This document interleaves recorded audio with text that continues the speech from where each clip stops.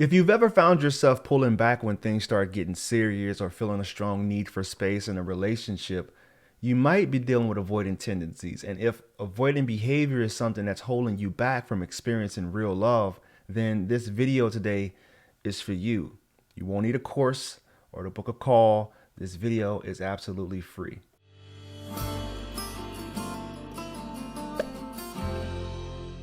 Quoting C.S. Lewis, he said, "To love at all is to be vulnerable. Love anything and your heart will be wrung and possibly broken. If you want to make sure of keeping it intact, you must give it to no one, not even an animal. Wrap it carefully round with hobbies and little luxuries. Avoid all entanglements. Lock it up safe in the casket or coffin of your own selfishness. But in that casket, safe, dark, motionless, airless, it will change. It will not be broken. It will become unbreakable, impenetrable, irredeemable. To love is to be vulnerable." I was talking to a client about that quote, and I told her about to love is to be vulnerable, and she asked me, "Did you actually read the rest of that quote?" I said, "I think I want to share that in a video." So what exactly is avoiding tendencies? Well, if you're new to my channel, avoiding behavior is part of 3 insecure attachment styles known as avoidant attachment. People with avoidant tendencies often struggle to form deep emotional connections. They might crave intimacy but feel uncomfortable with vulnerability. And because of these fears of vulnerability, they pull away in relationships, friendships, and even from their own family members. Avoidant attachment usually stems from early experiences like growing up in an environment where expression of emotions wasn't encouraged or where self-sufficiency made you look strong. Kids in these environments might learn to handle things alone, which later causes them to push others away in adult relationships. In 2006, I founded a mentoring program for at-risk youth, and I ran it for 13 years. We met daily, like after school, and I often supervised and mentored them on the weekends. I even did supervised visits for them with their parents. And one of the things that I studied a lot was the relationship that the youth had with their parents. The children who had healthy beliefs planted and were allowed to express themselves without being dismissed, they had better outcomes. And the ones who felt like they didn't have a voice, felt misunderstood, were repeatedly sent to juvenile detention, foster homes, and sometimes even worse. So how do you think those youth with the not so favorable outcomes functioned in their romantic relationships? The one thing that was apparent to me was that at-risk youth become at-risk adults. They just age out of the system. So in today's video, we're going to talk about how you free yourself from avoiding behavior and find a real, fulfilling relationship. The first advice that I want to give you is to acknowledge and accept that you have, an avoidant attachment style, because I feel self-awareness is key. When I worked with people in recovery, the first step in the 12-step program was honesty. A person had to get real honest with themselves about who they truly are and their struggles. And I believe that it's not just in the recovery community that this applies. Any change that people make requires for them to first get honest with themselves. Self-awareness is the beginning of it all. Only then can you start to move that needle towards healing. So what is it today that you want to get honest with yourself about? Because the patterns are still patterning and we can't have it anymore if you want to find true love. The second thing you want to do is communicate with your partner.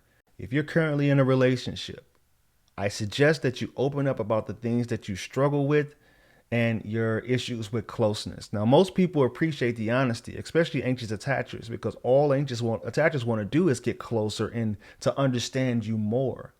And it can also relieve some of the pressure that they may be feeling, because when you don't communicate and you start to pull back and you start to take that space, they take it personally. And you can help with that. It's almost like help me help you in this scenario. So if you just communicate, I think that can, like I said before, move the needle a little bit closer towards healing and healthier relationships. Now, this doesn't mean that just because you communicate that you have issues with closeness, that this other person should try to change you, because that's not what I'm saying at all. I think it's great that you understand who you are and what makes you tick, but it also doesn't give you the go ahead to continue to lead this person on. It's like C.S. Lewis said, don't get involved in relationships at all if you know that you're going to continue with this mindset and way of functioning in relationships. If you don't plan on ever changing, then why even bother getting in relationships? The third thing that you can do is take small emotional risks. Now, this doesn't mean going from 0 to 100 overnight, because that's unrealistic, right? So let's start small. And I see that as more magic thinking. Things aren't just going to magically become wonderful. You live this way for a long time, so it may take a while for you to change. So share something personal or express a feeling you usually keep to yourself. Now, when you express this, that doesn't give you to go ahead to pull away, because like I said, that's going to make it feel like the other person has done something wrong. I call these moments emotional hangovers, where you may have had a breakthrough moment with this person and felt really close, and you feel the need to pull away and to take more of that space for yourself. But try to lean more in those moments when you're feeling like, oh, that was just way too vulnerable. Don't act on it. The next day, initiate that contact. The next day, let them know, hey, I'm still here. And the last suggestion is to seek therapy, coach, or support groups. Now, therapy and coaching can be powerful tools, and a good therapist or coach would help you explore some of these patterns that you have and these cycles that you continue to get yourself into. Because if you truly want to have a healthy, fulfilling relationship, this is probably should be step, 2, after realizing that, hey, I have an avoidant attachment. Number 2 should be seeking out some type of support, because avoidant behavior can create a painful cycle in relationships, and we want love, but we fear it. And this fear leads to missed opportunities for deeper connections. Real love requires vulnerability. It means being seen, and your flaws will be on full display. But try not to let that deter you from seeking out the love that you say that you truly want. The subconscious mind is very powerful. It can revert you back to your old ways of coping. But let's get a hold of that. Let's bring that to the forefront and start addressing some of these fears. So if you found this video of any value, please like, comment, and share. You can reach out to me on my other social media accounts. Instagram is @CoachCourt. There's a fake TikTok going around. I am.CoachCourt. That's not me. I.am.CoachCourt. It's me. And right here on YouTube, you can find me, Coach Court. Oh, and Facebook. Thank you, guys. And always remember, when you go be loved, you'll never have to find it. Namaste.